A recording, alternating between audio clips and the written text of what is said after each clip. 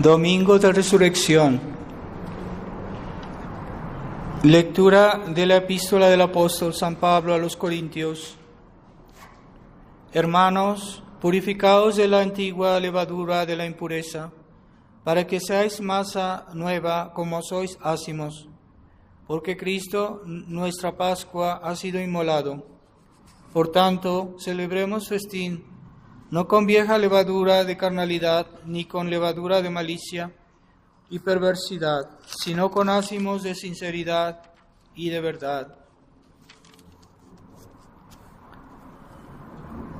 Continuación del Santo Evangelio según San Marcos. En aquel tiempo María Magdalena y María, madre de Santiago y Salomé, compraron aromas para ir a embalsamar a Jesús. Y partiendo al amanecer el primer día de la semana, llegaron al sepulcro salido ya el sol. Y decían entre sí, ¿quién nos volteará la piedra de la entrada del sepulcro? Y mirando vieron que estaba volteada la piedra, que era ciertamente muy grande. Y entrando en el sepulcro vieron un joven sentado al lado derecho, vestido de blanco ropaje, y se asustaron. Pero él les dijo, no temáis, buscáis a Jesús Nazareno, crucificado. Resucitó, no está aquí. Mirad el lugar donde lo pusieron. Mas id y decid a los discípulos y a Pedro, que va delante de vosotros a Galilea. Allí le veréis como él os lo anunció.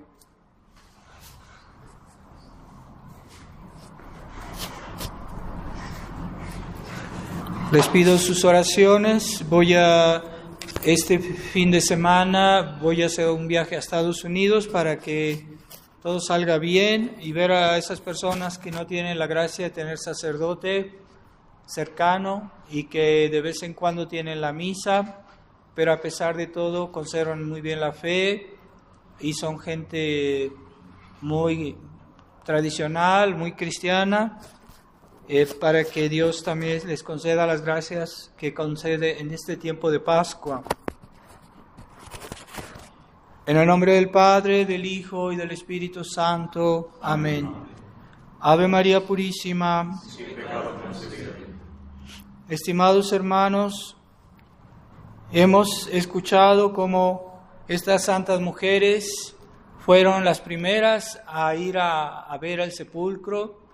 Entonces, fueron la María Magdalena y María, madre de Santiago y Salomé, pero también María Magdalena fue a momento dado y ella fue sola y estuvo ahí rezando, esperando porque dónde habían puesto el cuerpo de nuestro Señor, y siguió ahí rezando y buscando. Entonces, fueron las santas mujeres las primeras que tuvieron la gracia de ver a nuestro Señor o de estar cerca de Él. María Magdalena, Nuestra Señora también, que según una tradición se le apareció nuestro Señor en primer lugar a Nuestra Señora, porque era la que más había sufrido, la que más había creído. Entonces, a veces los hombres tienen el defecto de ser demasiado racionales y quieren entender todo, mientras las mujeres a veces son tienen más fe, y por eso Dios las recompensó con que ser las primeras que lo vieron, ¿verdad? San Pedro dudó, los apóstoles dudaron, y entonces nuestro Señor pero Nuestra Señora no dudó en lo absoluto, aunque sí sufrió muchísimo, y ella fue la primera que tuvo la consolación de ver a nuestro Señor resucitado. Esta resurrección es una promesa para nosotros de lo que Dios quiere darnos, y a lo que Dios nos quiere hacer participar es a la resurrección de Cristo, con todos sus caracteres que tiene nuestro Señor, de impasibilidad, de gloria, de inmortalidad, y todas las perfecciones de un cuerpo resucitado, que nuestro Señor tenía, y que es el modelo al cual nosotros debemos adecuarnos un día, si también pasamos por la pasión. Así que no olvidemos que es una herejía del modernismo, de que quieren acceder a la pasión sin pasar por la pasión. Quieren acceder a la resurrección sin pasar por la pasión.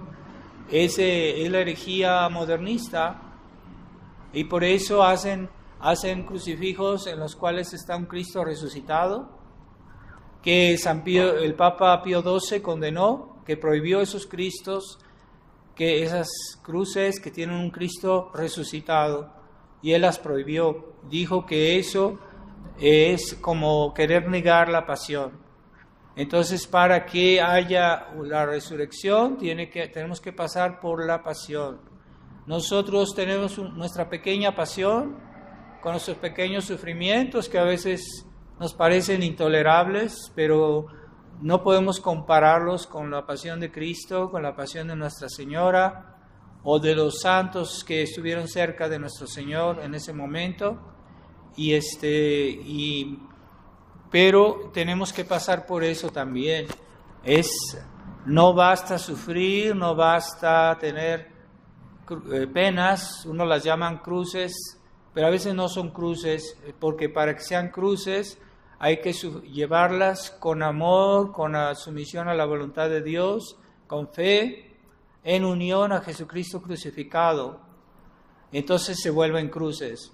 Pero los paganos sufren, los ateos sufren, los herejes sufren, pero eso no son cruces. Es un sufrimiento inútil, sin mérito, sin recompensa. Entonces tratemos de ofrecer, es una buena costumbre ofrecer en la mañana todas nuestras obras del día, y también todo lo que tengamos que sufrir en el día hay que ofrecerlo en unión a la cruz de Jesucristo, para que en la medida que nosotros participamos a esa cruz, vamos a tener participación a la resurrección. Si nuestra participación a la cruz es mejor, es más perfecta, mejor aceptada, mejor llevada, en espíritu de fe, en espíritu de amor, entonces nuestra resurrección va a ser mejor, más perfecta, más gloriosa, porque en el cielo hay diferencia de gloria. Algunos tienen una gloria mayor que otros, y así como en las estrellas, vemos en la noche las estrellas, unas son más grandes, más brillantes, y otras son muy pequeñas, pero todas son estrellas. Así en el cielo habrá mucha diferencia entre las personas, que en esta vida no vemos los méritos de las personas, no vemos a qué punto ellos son abnegados, a qué punto viven su vida con fe, en presencia de Dios, y que aceptan toda la voluntad de Dios como se presenta, no como nosotros quisiéramos que Dios hiciera lo que nosotros queremos. Entonces esa sumisión a la cruz que Dios nos presenta va a fijar en la eternidad el grado de gloria que tengamos. Así que todo lo que pasa ahorita no es cosas que hay que decir que no son importantes. Todo lo que hagamos cada día, cómo lo hacemos, en qué espíritu, en qué grado de fe, porque hay muchos grados de fe. Hay unos que tienen una fe mediocre, hay otros que tienen una fe intensa, hay unos que tienen una fe ciega, que nada más hablan de fe, pero no tratan de entender cuál es lo que Dios nos enseñó, lo que Dios nos dijo. No basta decir, tengo fe o yo amo a Dios. Se puede ser una fe ciega, una caridad ciega que no está bien orientada porque no quiere entender la voluntad de Dios tal como Dios lo dijo, y nomás se vuelve un poco sentimental. No basta que tengamos sentimientos fuertes, debemos entender el mensaje de Dios y llevarlo a cabo. Eso es otra cosa, y nuestra sociedad está marcada por ese voluntarismo de creer que todo se hace a fuerza de voluntad. Sí, la voluntad sí es muy importante, con tal de que esté sometida a la razón, y que esté sometida a las razones de la fe, y que no sea como una cosa ciega, una especie de voluntarismo, un pietismo que es sentimental y que no trata de entender, no nada más querer, no nada más amar, sino tratar de entender para poder querer bien y amar bien. Entonces es un problema de muchos fieles católicos que son a veces buenas personas, pero que su fe está muy superficial. Entonces hacen las obras de piedad, pero no tratan de entender la voluntad de Dios. ¿Qué Dios me pide a mí en mi vida? No basta rezar, no basta tener buenas intenciones, no basta incluso amar, porque un amor que no está bien orientado se vuelve un sentimentalismo. Ya no es amor, ya no es caridad, es una especie de sentimentalismo que pierde mucho valor. Entonces hay que tratar de hacer bien y para participar a la resurrección de Cristo hay muchas condiciones. Es que no es solo una. Hay que analizar bien que hay muchas cosas que hacer para llegar al cielo. Primero para llegar al cielo y después para tener un mejor cielo. Entonces, si no reflexionamos, vamos a caer en esos pozos, en esos trabas, y no nos damos cuenta por negligencia, por no querer entender. Entonces, hay personas que tienen una confianza temeraria en Dios, que se la pasan ofendiendo a Dios, pero dicen, es que Dios es muy bueno, yo me voy a salvar porque Dios es bueno, pero ahí se ve que no entienden la fe, porque Dios es bueno, pero Dios es justo y Dios da condiciones. Entonces Dios no nos puede salvar, aunque sea su voluntad, aunque sea su deseo, no nos puede salvar si estamos en pecado mortal, no nos puede salvar. Y hay personas que creen con una confianza temeraria de que Dios los va a salvar a pesar de sus pecados. Entonces hay que suprimir esos pecados, hay que evitarlos, hay que superar eso. Y eso es lo más elemental. O sea, lo más elemental es no hacer pecados, porque para participar a la resurrección de Cristo hay que hacer algo más que evitar los pecados. Y eso se llama las obras hechas en estado de gracia, los actos de amor. También pues ustedes vienen a misa, es un acto bueno, muy importante. También hasta recibir los sacramentos, decir el rosario, pero no basta esos actos de piedad que son excelentes. Hay que también hacer buenas obras. ¿De qué sirve que una persona diga el rosario, que una persona venga a misa, que comulgue, pero cuando ve a alguien en necesidad, le cierra el corazón y no lo ayuda si puede, ¿verdad? A veces no podemos ayudar a los demás porque no se puede, porque no tenemos los medios, pero cuando hay oportunidad y no lo hacemos, estamos perdiendo esa oportunidad que nuestro Señor nos dijo, ¿sí? Si quieren mostrarme su amor, es cuando le han dado un vasito de agua a uno de mis pequeños, ¿verdad? Y él dice, bueno, es a mí que me lo habéis hecho. Entonces, el amor a Dios se demuestra en el amor al prójimo. Ciertamente amamos más a Dios que al prójimo, pero Dios quiere que le manifestemos, que le probemos nuestro amor cuando ayudamos al prójimo. Está bien, hay un egoísmo espiritual también, aquellas personas que rezan mucho por sí mismos, por su familia, e incluso por su país. Hay personas que rezan mucho por su país, pero nunca piensan en otras personas, en el mundo, en la iglesia, en las personas que viven en el paganismo, que viven lejos de la iglesia y que están en peligro mucho más que los que están en los países cristianos. Están en peligro de perderse y no se les ocurre rezar por esa gente. Hay muchas intenciones de oración, ¿verdad? en el Viernes Santo la iglesia está en vuestro misal, están las oraciones solemnes en las cuales la iglesia misma reza por los paganos, por los protestantes, por los judíos, por los que están lejos de Dios.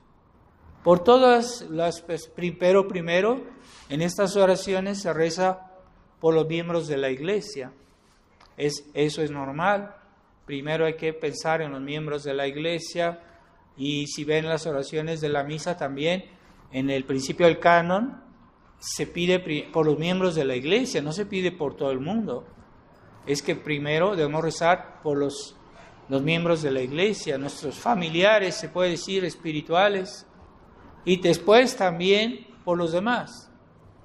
Entonces, eso es algo que mucha gente olvida, porque están centrados en sí mismos, en ese amor personal, y que a veces quieren salvarse, quieren ser buenos, pero no piensan en los demás. Y es un egoísmo espiritual. Yo no digo que sea forzosamente consciente siempre, a veces no piensan, puede ser negligencia, olvido, pero hay que tener en cuenta que es también la voluntad de Dios. Pensemos en los demás, pensemos en los enfermos que están en peligro su vida y que no piensan en arrepentirse. Hay que rezar por los moribundos, hay que rezar por las personas abandonadas que no tienen ayuda, que no tienen quien las consuele, que no tiene quien les ayude en sus necesidades. Hay personas muy abandonadas en el mundo, especialmente por las buenas personas que no tienen apoyo. Puede ser de diferentes maneras, pero hay que pedir por ellos también, ¿verdad? Hay que pensar un poquito en todos y en la oración incluir a todos, ¿verdad? Ese deseo de ayudar a los necesitados, a esos que nadie piensa en ellos. Piensen ustedes, los niños que nacen en familias descompuestas, en familias que están muy mal, que están lejos de Dios, y esos niños pues nacen como Dios los hizo, ¿verdad? Con buenas inclinaciones. Los niños son inocentes y entonces les van a dar el veneno que tienen sus papás y los van a destruir, los van a hacer malos como los papás. Entonces hay que rezar por la inocencia de los niños. ¿Quién piensa en eso? Hoy piensan en muchas cosas, pero no piensan que la Virgen proteja la inocencia de los niños.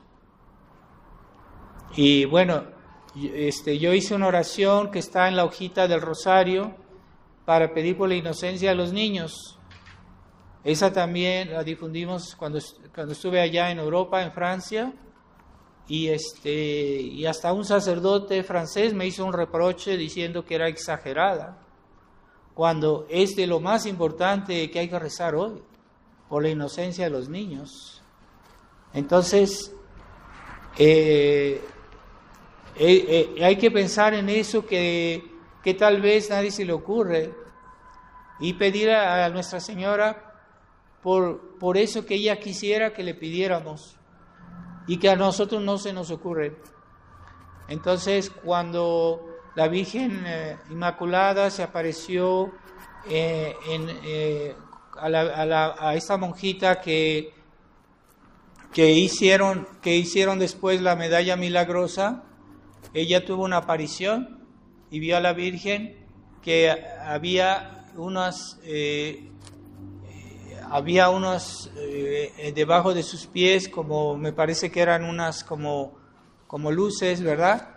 Y en esas que no emitían luz o algo así. Y entonces ella preguntó, ¿pero por qué son esas luces que no emiten luz? Y la Virgen le dijo, son esas gracias que ustedes se olvidan de pedirme y no me las piden porque se les olvida, porque no lo hacen, no se les ocurre, o por negligencia, por lo que fuera. Entonces hay que pensar en todo aquello que Dios quisiera que le pidiéramos y tal vez no se nos ocurre, o tal vez no lo sabemos, somos ignorantes, Y hay que decirle a la Virgen, pues también te pido por todo aquello que tú quisieras que yo te pida y que yo ignoro o que por mi negligencia no pienso en eso.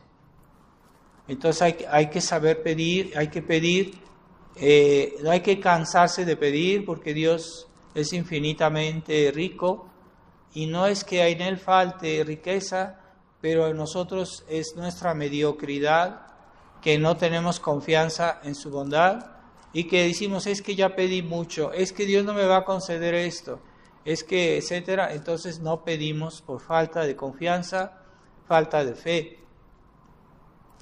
Y en el cielo para llegar al cielo hay muchas condiciones. Algunos creen, los católicos modernistas, que basta tener una intención general. Decía, bueno, yo soy católico, yo amo a Dios, yo amo a mi prójimo, pero es un amor muy general que no se concretiza en nada a veces. Entonces no es suficiente tener ese amor general, que es muy cómodo. Es que yo te deseo lo mejor, y no, cuando se presenta la ocasión, no hacen nada. Es que el mundo va muy mal, oh Dios mío, que todos se salven, haz algo. Pero nomás es un deseo muy general y no rezamos por eso, ¿verdad? Entonces, hay unos que se conforman por llevar una vida religiosa muy exterior, pero no tienen el espíritu de la vida católica, así como los fariseos que respetaban las reglas del Antiguo Testamento y que no tenían el espíritu.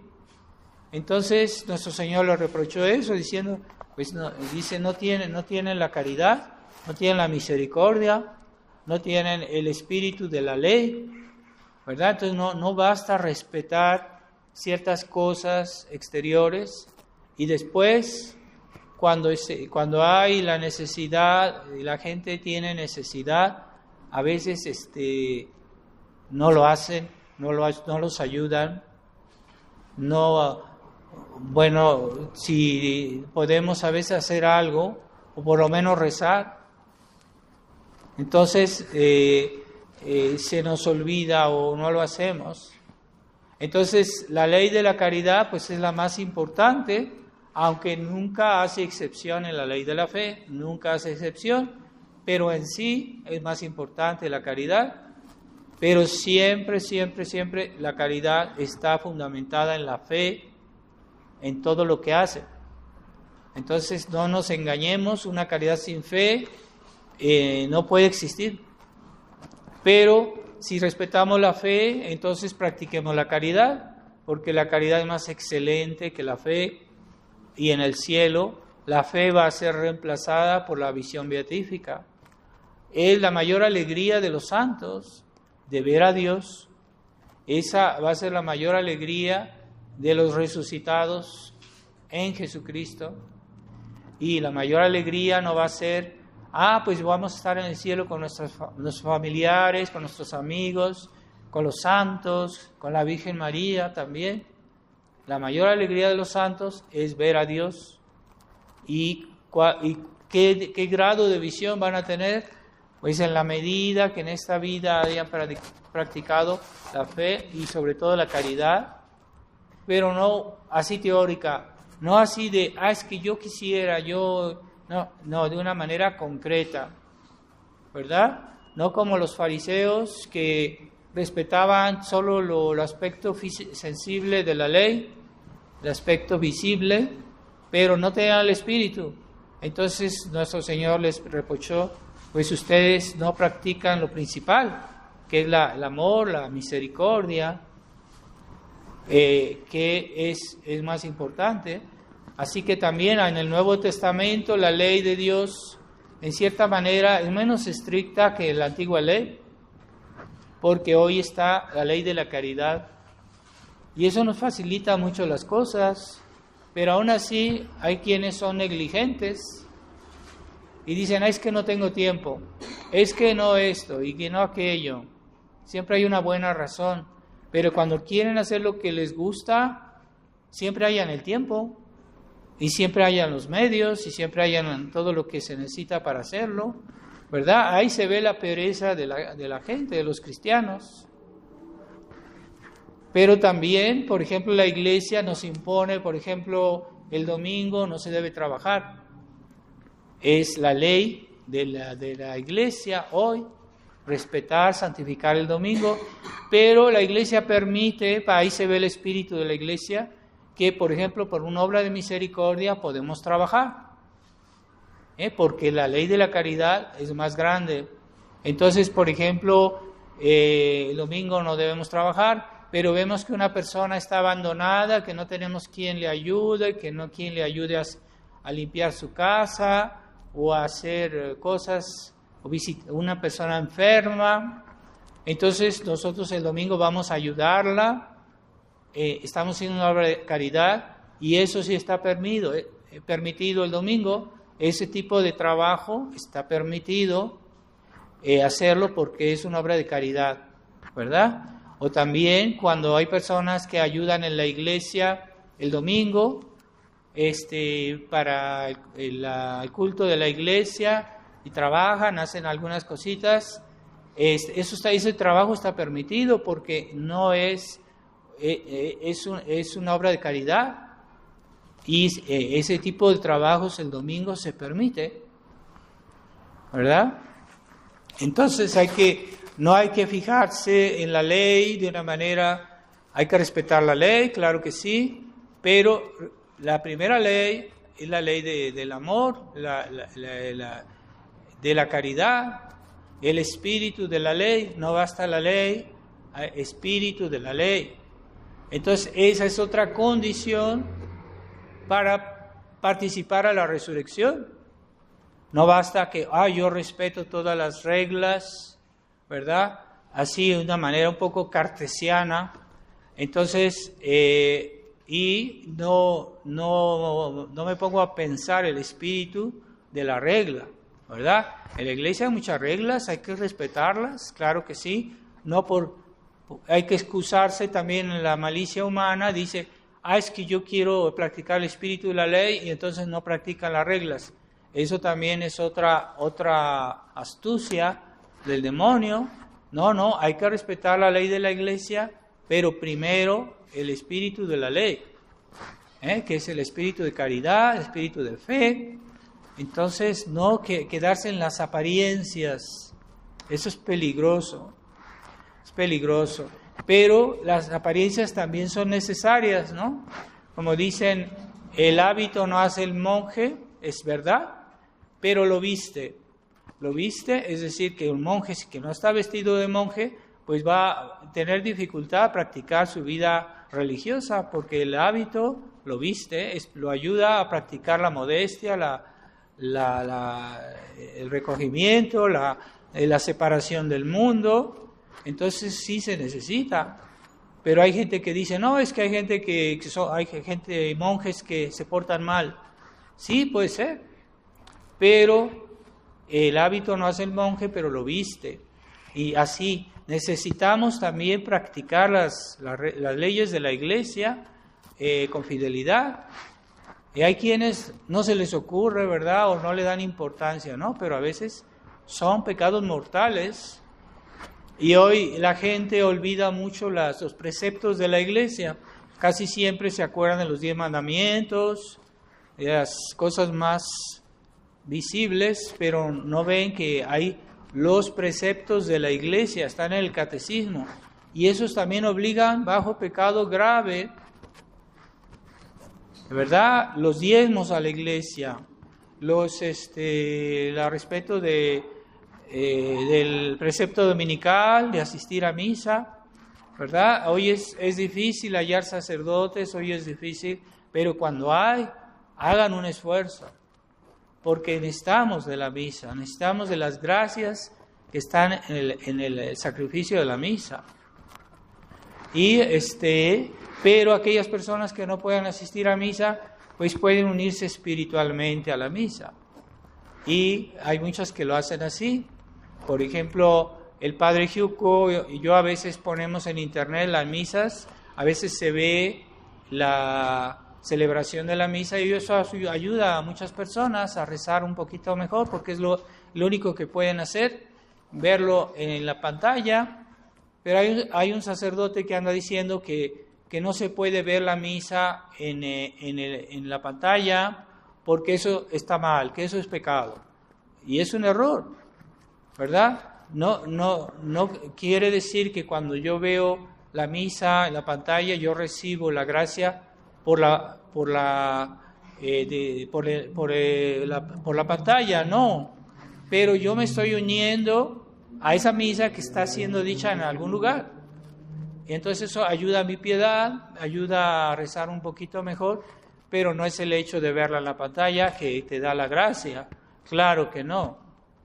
Pero hubo un caso de una señora que le habló con Monseñor Lefebvre y le dijo, yo no tengo aquí misa, yo no tengo aquí nada. Y Monseñor le dio un cassette, un videocassette con una misa, y le dijo, pues vea esto, y eso tal vez le ayude a rezar y a unirse a una misa que esté siendo dicha en ese momento en algún lugar del mundo. Y eso se lo dijo Monseñor Lefebvre. Y entonces, pero no es tanto el hecho de verlo en la pantalla, sino que uno espiritualmente se está uniendo a una misa católica que esté siendo dicha en algún lugar del mundo. Entonces, para salvarse, para ir al cielo, hay varias condiciones, hay varias reglas. No basta ser como los fariseos que respetan todo el aspecto exterior, y hay que ver que el fariseísmo moderno, hoy el fariseísmo es de otra manera. Entonces hay unos que dicen, nosotros estamos con el Papa, pero no se portan bien, no se confiesan, y entonces creen que porque están con el Papa ya son católicos y ya se van a salvar. Entonces, aunque el Papa niegue 3 veces a nuestro Señor, como lo negó San Pedro, a ellos no les interesa, es que solo les gusta el aspecto externo de la Iglesia, y no el espíritu de la Iglesia, no el alma de la Iglesia que no se ve. Entonces, quieren estar bien con el mundo, quieren estar bien con la gente, quieren estar bien con los católicos modernos, y creen que por eso se van a salvar. No es suficiente. Algunas personas lo hacen por ignorancia. Nosotros no juzgamos a las personas, pero bueno, Dios las juzgará. Si tienen buena intención o si no la tienen, pues Dios lo sabe. Pero a veces no es por maldad, a veces simplemente es por ignorancia. Entonces, pues hay que encomendarlos a Dios, ¿verdad? Entonces hay otros que creen que realmente ser tradicionalista es solo el hecho de tener una bonita iglesia en donde se canta, tiene un bonito coro, y que hay bonita música, y hay que todo el aspecto exterior, la belleza, ¿verdad? Yo vi mucho en la fraternidad eso, sacerdotes que hablaban así, ¡ay, qué bonito la ceremonia, qué bonita la liturgia! Claro que sí, es muy bonita, pero no es lo esencial. No basta el aspecto exterior de la liturgia, el aspecto exterior de la misa, el aspecto exterior de las iglesias, aunque sean bonitas, sean grandes, no es suficiente. Aunque haya mucha gente, no es suficiente para salvarse. Es el espíritu con que se hace todo esto. Entonces, si tienen, hoy hay algunas sociedades Ecclesia Dei que ponen mucho acento en la misa y hacen misas muy bonitas, con incienso, con bonitos ornamentos, a veces espléndidos ornamentos, y tienen coros muy buenos, y creen que ya es suficiente. Pero al lado de eso aceptan el concilio, aceptan al Papa así como es, y no se atreven a denunciar los errores del concilio, el modernismo, donde que está por todos lados hoy. Entonces, eso en sí no es suficiente para salvarse. aunque yo no juzgo las intenciones de estas personas, puede ser que ellos no se den cuenta o que sean ignorantes de algo y creen que están haciendo bien. Bueno, Dios los juzgará, pero en sí, para alguien que lo sabe y que entiende, no es suficiente para salvarse. Hay que tener la bonita misa.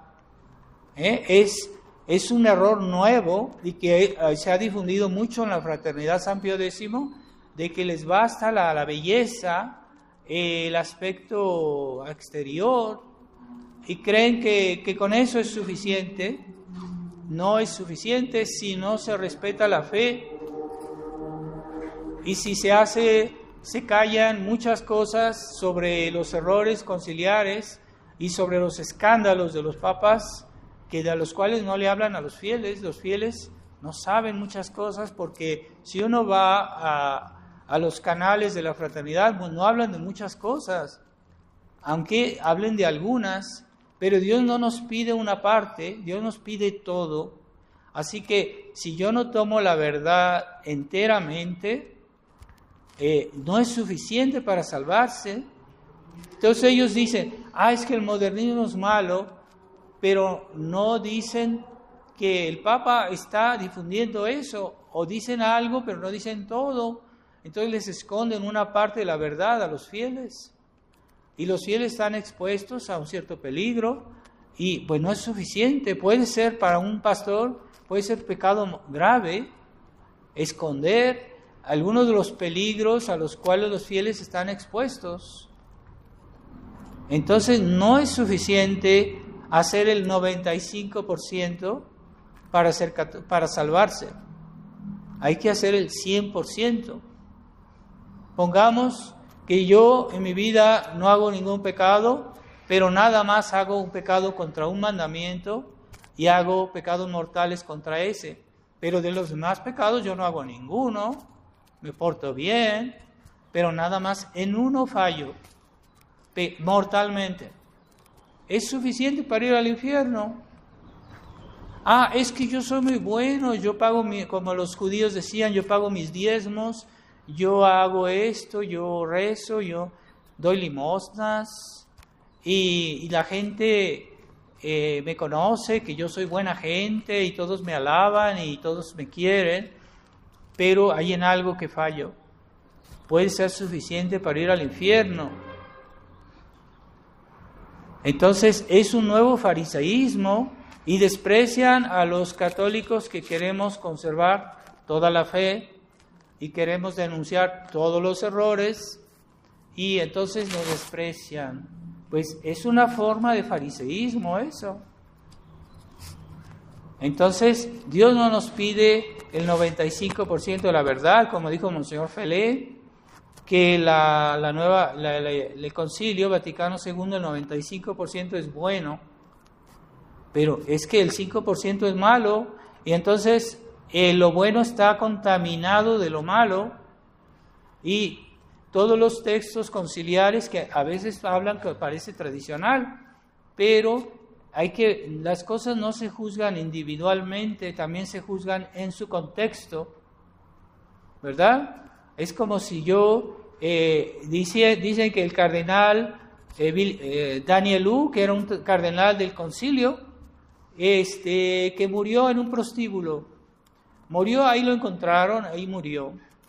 Y después dijeron, no, es que él fue a convertir a estas mujeres, fue a ayudarlas para convertirlas, pero es que ese no es el lugar para un cardenal.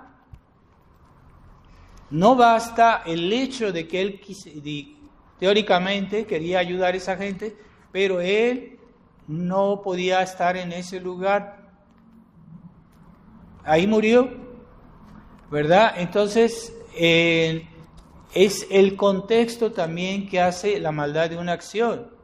Entonces, pongamos que hay textos que se pudieran ver de una manera tradicional en el concilio, pero cuando uno ve todo el ambiente del concilio, el espíritu, las cosas que hacían, las cosas que decían, la nueva misa, todas las reformas que hicieron, entonces esos textos deben ser comprendidos en su contexto. Entonces, esos textos ya están, aunque no sea tan claro, pero están ya en el espíritu conciliar.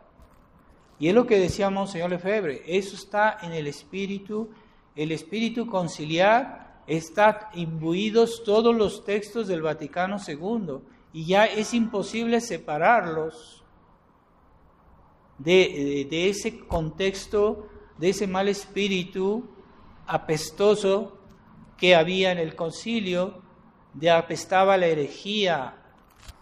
Y entonces no hay que decir, es que yo tomo aquí y yo voy a hacer la distinción.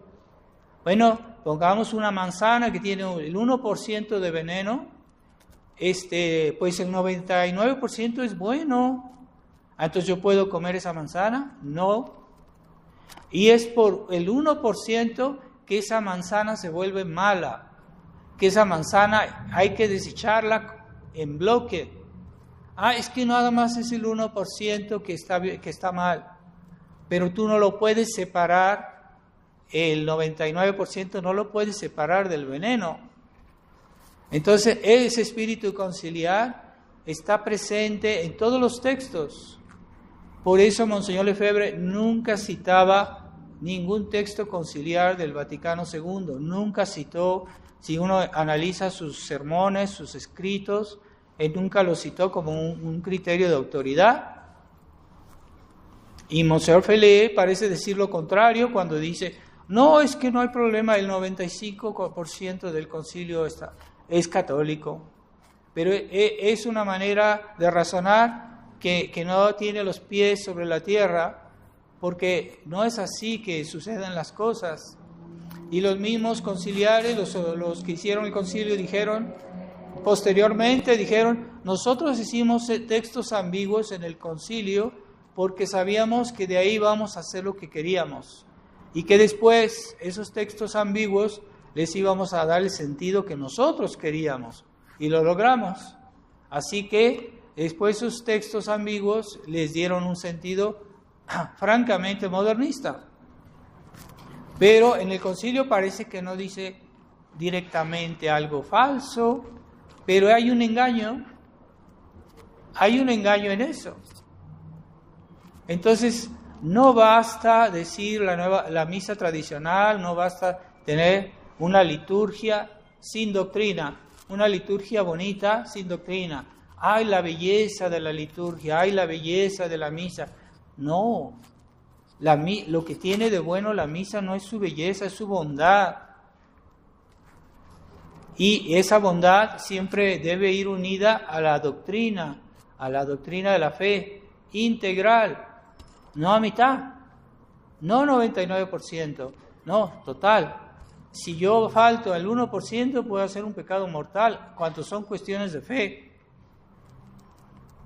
Entonces, no basta incluso a veces decir cosas bien, pero después en los actos yo hago acciones que les dicen lo que yo pienso, que hacen actos que son ambiguos y que inducen al error, ¿verdad? Entonces yo digo, no, es que yo soy tradicionalista 100%, pero voy a ver al Papa y le hago grandes sonrisas, como si todo fuera normal, incluso más que eso, como si todo fuera positivo. Entonces hay fotografías de Monseñor Felé cuando fue a ver al Papa y era una sonrisa exagerada, una cosa que no tiene, que no es normal. Una cosa es una sonrisa de cortesía, que aún ni eso debería haber hecho. Pero él es una sonrisa exagerada, como que si no hubiera ningún problema. Entonces, eso es una acción que induce al error, porque es un equívoco.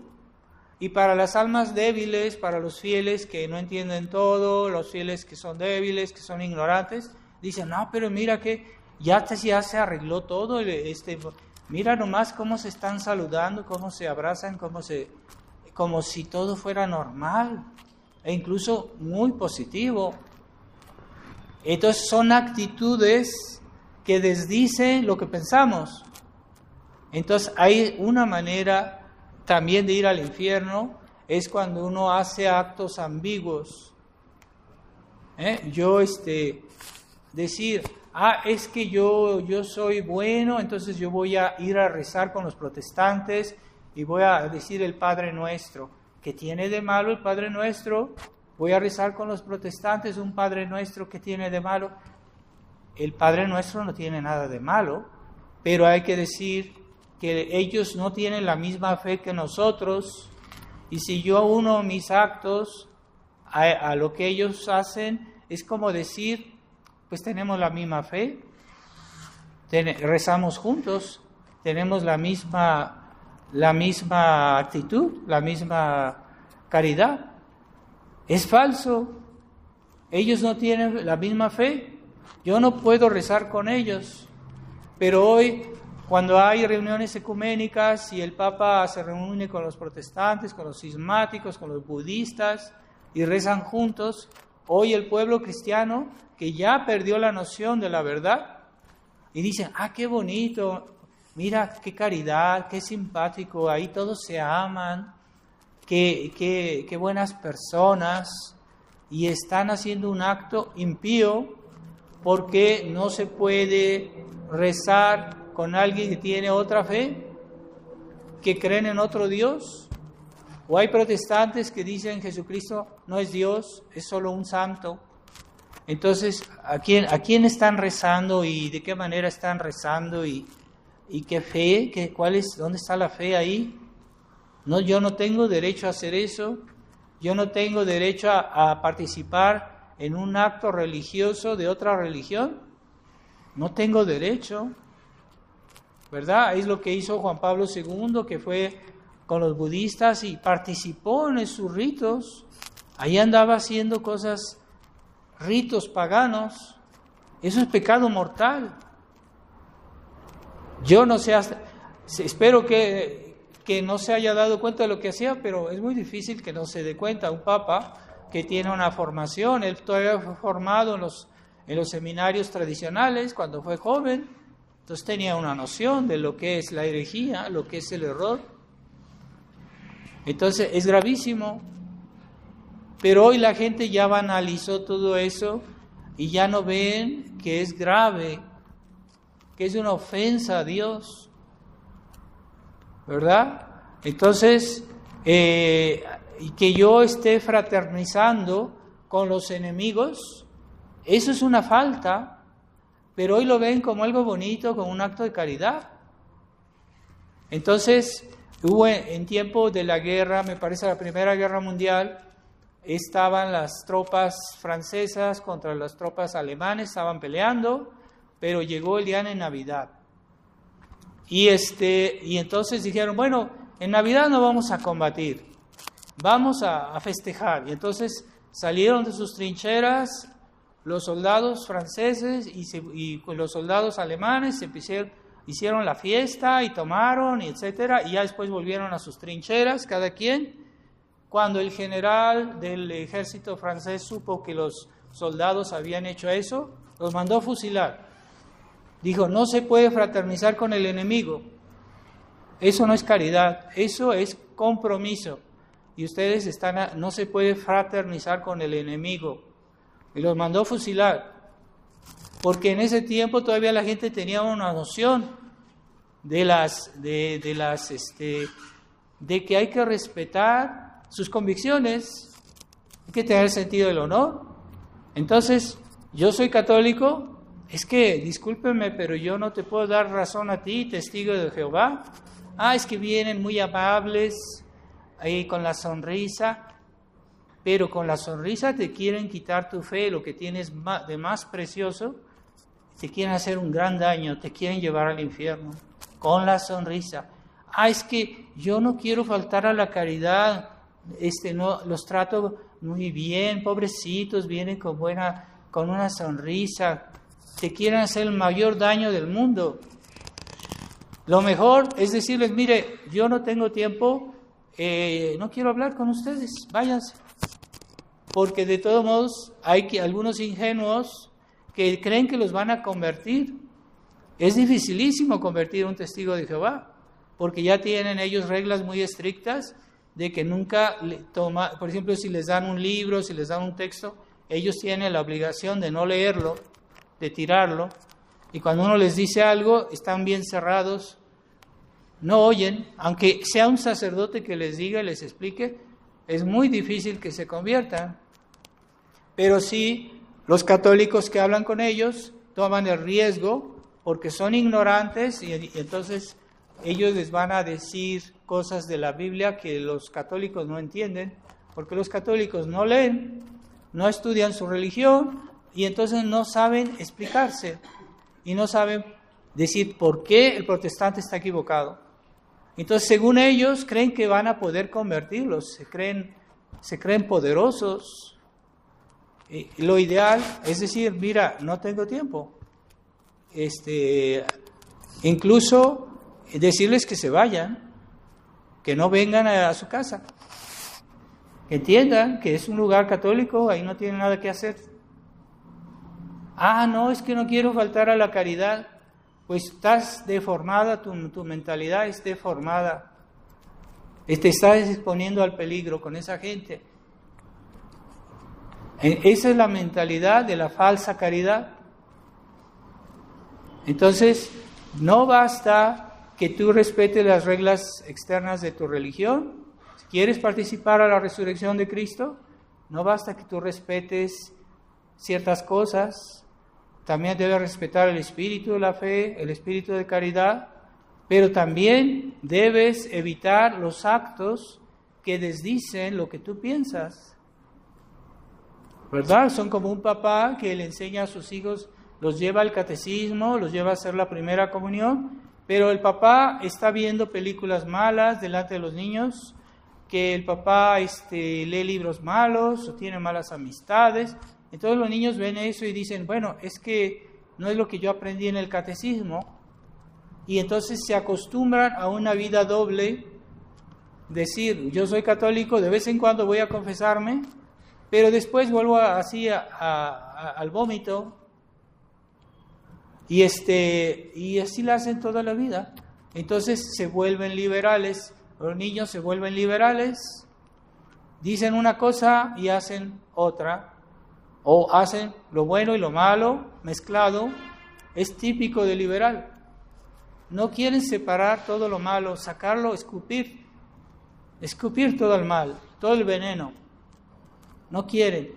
No, es que tú eres muy duro, tú eres fanático. Entonces no quieren vivir toda la verdad.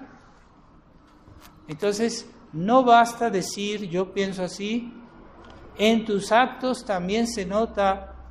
Y cuando tú desdices lo que dices con tus actos, estás en peligro de no participar a la resurrección. Ciertamente hay actos más graves, unos actos más graves que otros, ¿verdad? Entonces, a veces pueden ser pecados graves. Y alguien que vive así toda la vida, que no espere que va a tener una grande gloria, sí se salva. Y Dios detesta la mediocridad. Y está en el Apocalipsis que Dios dice a una de las iglesias, de las 7 iglesias, dice, porque no eres ni frío ni caliente, te estoy por vomitarme de mi boca. A veces los grandes pecadores, cuando se convierten, llegan a ser grandes cristianos. Porque en su maldad querían hacerlo a fondo, generosamente. Y esos cuando se convierten no son católicos liberales, son verdaderos católicos. Mientras los católicos tibios no se pueden convertir porque les gusta la mediocridad, la vida fácil. Esos están en riesgo y pueden llegar a condenarse. Jesucristo lo dijo, porque no eres ni frío ni caliente, estoy por vomitarte de mi boca. Esos son los católicos liberales, ni fríos ni calientes. Y eso nos ha hecho mucho daño, en la iglesia, a esos tipos de católicos. Por eso, hoy decimos, la iglesia está en crisis. La iglesia no puede estar en crisis porque es una santa, católica y apostólica. No puede estar en crisis porque es santa. ¿Qué es lo que está en crisis? son esa parte de los malos cristianos que no representan a la iglesia como tales, y ellos, esos son los que son tibios. Pero la crisis de la iglesia, pues en realidad es algo exterior a la iglesia, porque son esos católicos que no quieren ser realmente católicos, enteramente católicos. Ellos están en crisis. Y se dice crisis de la iglesia, pues es de una manera de hablar, pero los que representan a la iglesia son los que sí viven su fe, aunque sean pocos, ellos son los que están representando la iglesia, que representan su unidad, santidad, ¿verdad? Una santa, católica y apostólica. Son esos los buenos católicos que sí representan a la iglesia, no los malos católicos. Y ahí está la crisis. La crisis de la iglesia, pues en realidad es la crisis de los malos cristianos, o los malos sacerdotes, los malos papas. Ellos sí son la crisis de la iglesia, pero no, la iglesia no puede ensuciarse, porque eso no la representa, esa gente no representa a la iglesia. Entonces, cuidado, porque hay católicos que creen que se pueden salvar haciendo ciertas cosas, y no, hay muchas condiciones, hay que estar atentos. No basta ciertos detalles que yo respeto, es que yo digo mi rosario, sí está muy bien, pero no es suficiente.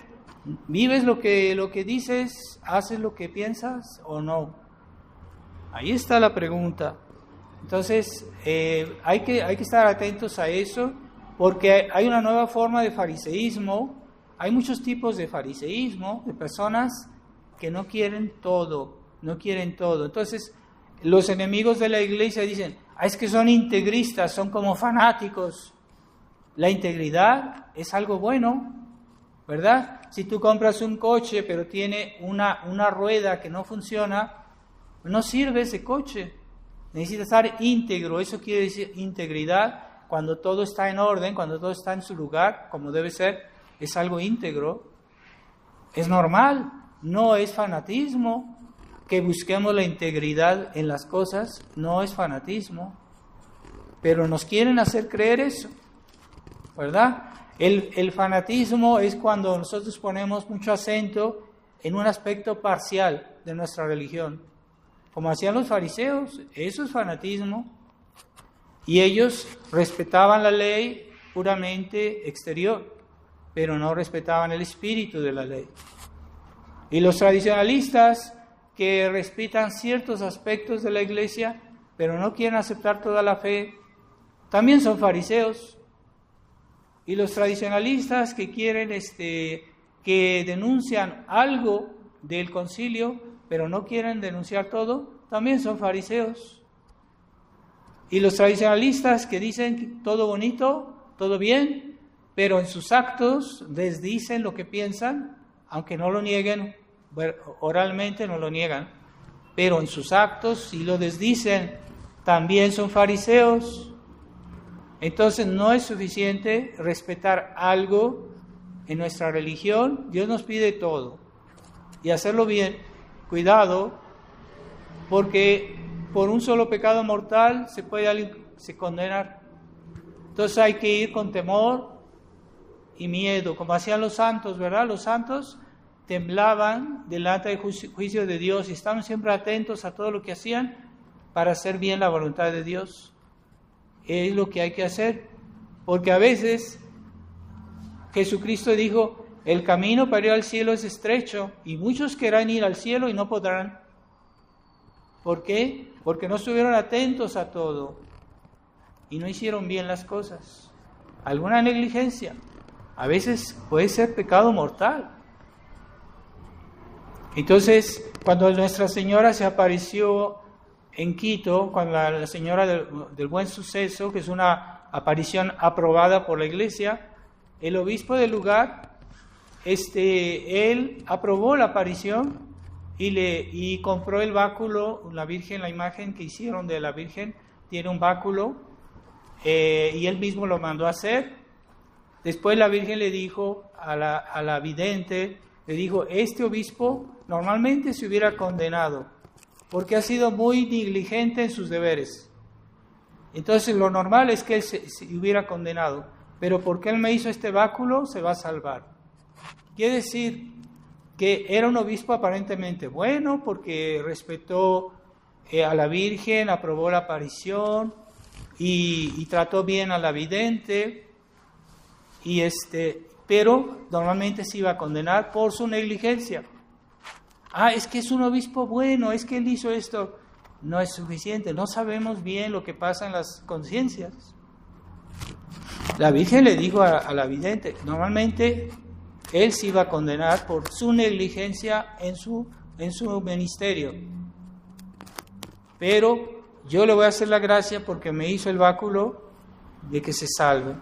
Ahí ven que a veces la salvación es algo delicado. Debemos tener cuidado. Y esa negligencia que hoy es tan común, la gente que dice, no, esto sí, esto no, después, no, Dios es bueno, Dios es misericordia, es verdad, pero misericordia con aquellos que hacen esfuerzos, aquellos que luchan, es misericordia. Para los que no quieren luchar, que no hacen esfuerzos, no hay misericordia, porque es justicia. Así que cuidado. Entonces, recordemos que la participación es muy bonito, estamos festejando el día de la resurrección de nuestro Señor, nos alegramos de ver a nuestro Señor glorioso, pero hay condiciones para participar, para que nosotros un día tengamos un cuerpo glorioso, un alma gloriosa y una felicidad eterna, al ejemplo de Jesús. Hay condiciones. A ver, yo he pensado bien en todas, o nada más en las que a mí me vienen así, esa negligencia, ¿verdad? Entonces, San Juan Crisóstomo, me parece que era San Juan Crisóstomo, él estaba muy preocupado, decía, en mi diócesis todos son católicos, pero no se preocupan de todo, no hacen todo lo que deberían hacer, y estaba muy preocupado por la salvación de sus fieles, y decía, es que no es suficiente, lo que hacen no es suficiente. San Juan Crisóstomo, preocupadísimo por sus fieles, dice, es que ellos hacen algo, pero no lo hacen bien, no lo hacen como debieran, no hacen todo lo que pueden hacer. Y estaba preocupado por la salvación de sus fieles. No basta ser católicos de fachada, buenas gentes, sí, una sonrisa por aquí, una sonrisa por allá. No es suficiente. Entonces, tengamos sin caer en el escrúpulo, pero tengamos esa preocupación por hacer las cosas bien y estar atentos, decir, bueno, ¿qué me falta? ¿Qué no hice bien? ¿Dónde está la verdad? El 95% de la verdad no me interesa, yo quiero el 100%, quiero la integridad en mi vida cristiana. Es la condición de salvación, la integridad en la vida cristiana. Que nos acusen integristas, no nos importa, queremos la integridad de la fe, integridad de la caridad, eso es lo que queremos, con la ayuda de Dios. Y ahí sí hay misericordia, ¿verdad? Aquellos que se preocupan de hacer las cosas bien, tendrán misericordia, obtendrán misericordia.